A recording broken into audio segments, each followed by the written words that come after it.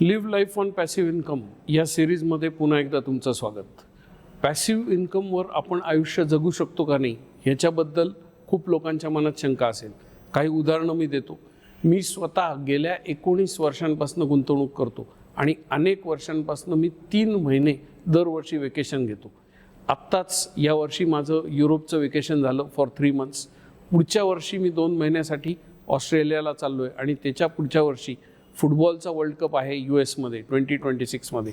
त्यावेळेस 2-2.5 महिने मी US मध्ये राहणार आहे. आता हे मी कसं साध्य करू शकतो, तर माझे जे पॅसिव्ह इन्कमचे सोर्सेस आहेत त्यातनं येणाऱ्या पैशावर मी मजा मारतो. अनेकदा आपण कमवलेल्या पैशावर मजा मारायला जातो आणि मग तो पैसा संपून जातो.